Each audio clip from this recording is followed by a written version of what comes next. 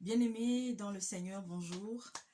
À toi, cher ami, toi qui tomberas pour la première fois ici, sois également béni. Au nom puissant de Jésus-Christ, je viens déposer ce message. Père, prends contrôle, que tous ceux et toutes celles qui tomberont, Père éternel, sur ce message soient édifiés, mais surtout qu'ils puissent comprendre la portée de ce message. Éternel, mon Dieu, mon roi, c'est en toute humilité que je viens parler. Amen. J'espère que vous avez tous passé un week-end plus ou moins dans la paix, qu'il y en a qui a été malade et à qui, n'est-ce pas, Dieu a fait grâce de la santé. Nous savons qu'il y a plusieurs personnes à travers le globe terrestre qui ont passé un week-end terrible, qui ont passé et qui sont en train de passer des moments difficiles à cause de la méchanceté des autres, à cause des aléas, de tous les phénomènes météorologiques qu'on connaît aujourd'hui, les inondations, les pluies diluviennes, les éboulements, les écoulements de boue. Bref, à travers le monde, en ce moment, ça pleure, ça crie, ça appelle au secours. Alors toi qui connais Dieu, toi qui sais qu'en tant que fils ou fille de l'Éternel, lorsqu'il y a des personnes qui sont en train de souffrir quelque part, la première des choses que Dieu attend de toi, la première des choses que papa attend de nous, c'est d'abord de les porter en prière. Et si on peut faire autre chose en plus de la prière, faites-le pour venir en aide à au moins une personne à côté de vous peut-être qui traverse des moments difficiles. Et si vous pouvez agir encore au-delà de votre environnement direct, faites-le si vous le pouvez. Que le Seigneur vous bénisse. Mais mes chers frères et sœurs, à tous ceux qui ne sont pas encore venus dans le Seigneur, à toi qui tomberas ici pour la première fois, ou alors qui a déjà pris l'habitude de venir entendre ce que la sœur Gladys a encore dit, je vous salue. Je viens aujourd'hui nous parler d'un sujet très très très important. C'est vrai que je pensais ne plus avoir à revenir dessus, mais il y a des événements qui ont fait que, vraiment poussé aussi par l'esprit, à venir déposer ce que vous allez entendre. Mes bien-aimés, mes amis, j'ai le cœur triste à chaque fois que j'évoque ce sujet. Il concerne notre apparence extérieure. Il concerne ce nouvel évangile, parce que j'appelle ça comme ça, qui est en train, n'est-ce pas, d'être sonné dans les oreilles de beaucoup de personnes.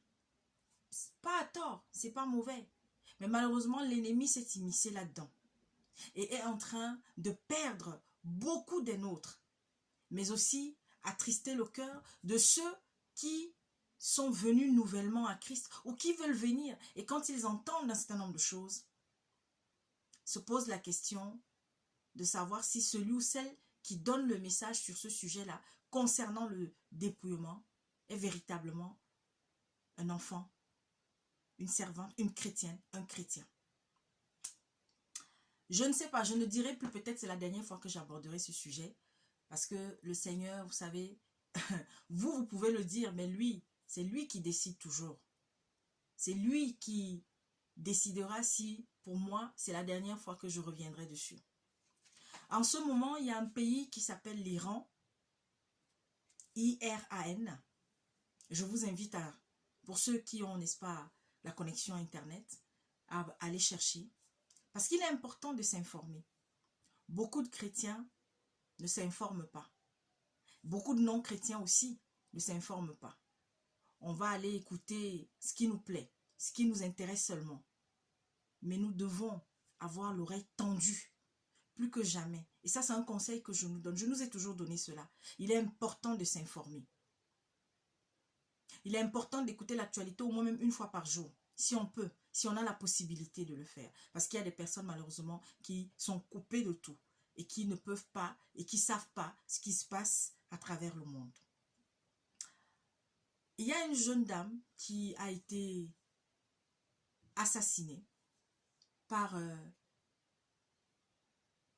des personnes appartenant à la police de ce pays, tout simplement parce que on lui reprochait d'avoir mal porté son voile.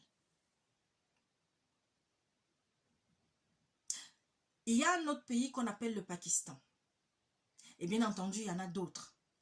Et aujourd'hui en Afrique, il y a de plus en plus de pays où, si vous n'êtes pas voilé, si vous n'avez pas quelque chose sur la tête, vous êtes méprisé. Vous êtes torturé. Et aujourd'hui, on a des chrétiens qui se comportent exactement comme ces tortionnaires-là. Comme ces fous, mais dans le mal, qui disent être des fous de Dieu, qui disent être des amoureux de Dieu, et qui sont prêts à tuer leur propre enfant si elle ne met pas le voile sur la tête. Vous savez ce qui se passe en Afghanistan, au Nigeria, au Niger, au Cameroun, dans tous ces pays où il y a des personnes au nom d'une quelconque religion ont décidé que toutes les femmes sont appelées à être voilées. Et aujourd'hui, quand je vois que des chrétiens, des personnes qui disent être des serviteurs, des servantes de Dieu, petit à petit, sont en train de franchir le Rubicon, sont en train de franchir cette limite-là. Alors, l'Esprit m'a mis à cœur parce que je n'avais même pas prévu faire une vidéo ce matin, aujourd'hui. C'est depuis quelques jours. Et hier, après avoir encore suivi, n'est-ce pas, un documentaire sur ce qui se passe dans ce pays-là, j'ai eu à cœur et encouragé par le Seigneur à devoir déposer ceci. Dans la vidéo précédente, je vous disais que un jour j'étais dans la maison et puis tout d'un coup j'entends la véritable humilité, le véritable voile que Dieu recherche d'abord chez nous, sur nous, en nous, c'est l'humilité. Combien de chrétiens même ne savent pas ce que signifie le mot humilité? Alors je vais nous lire quelque chose. Je vais nous lire un passage. Je vais d'abord nous lire, écoutez bien. Je lis au nom de Jésus-Christ. La Bible définit l'humilité comme la douceur, la modestie et le renoncement à soi. J'insiste sur ce mot, le renoncement à soi.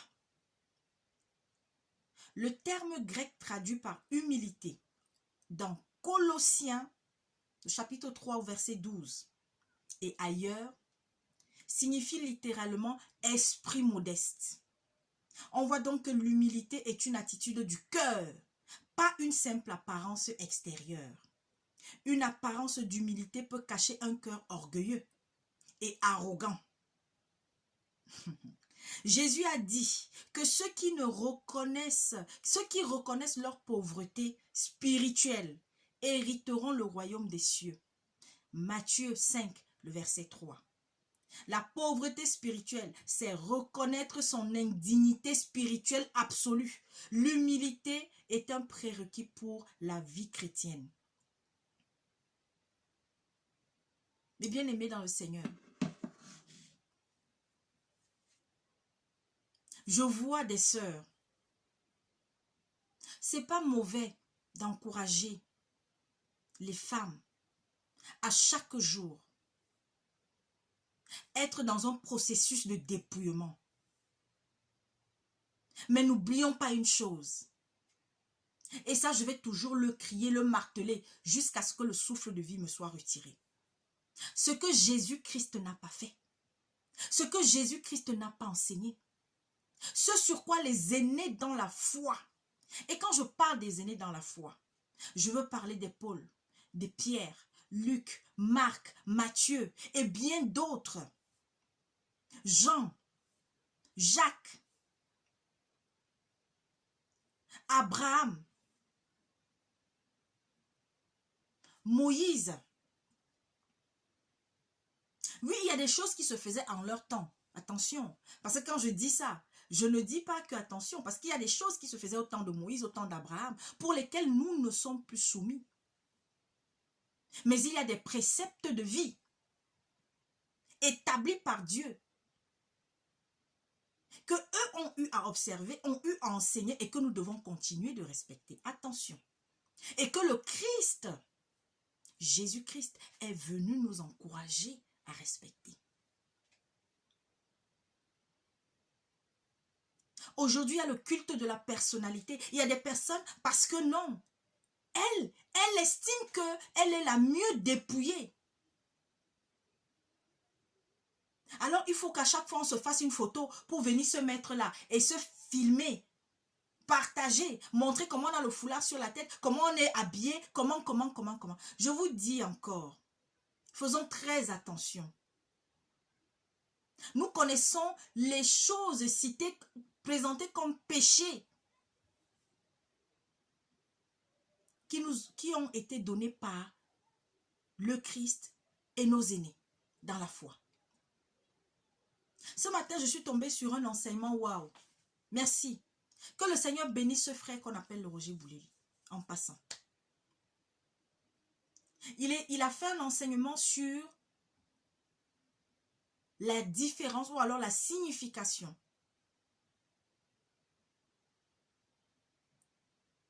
péché, transgression. L'Esprit va me rappeler le troisième.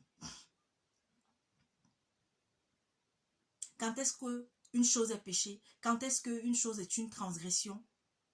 Si je suis en voiture et que je roule et je brûle le feu rouge, ce n'est pas un péché, mais c'est une transgression. Parce que le fait de brûler le feu rouge, de passer au feu rouge, le feu rouge doit m'arrêter.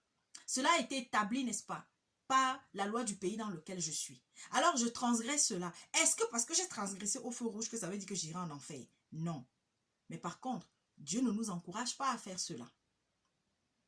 Par contre, si j'injurie ma soeur, je critique ma soeur, je mens sur ma soeur, je suis en train de pécher et cela peut me conduire en enfer si je ne change pas, si je ne me confesse pas. Mais bien aimé dans le Seigneur, je vous en prie, toi qui tomberas sur ce message, si tu n'as pas l'humilité, voile-toi comme tu veux, attache tous les foulards que tu veux, mets tes vêtements qui soient les plus longs jusqu'à ce que ça touche le sol, mets tes robes et tes je ne sais pas quoi.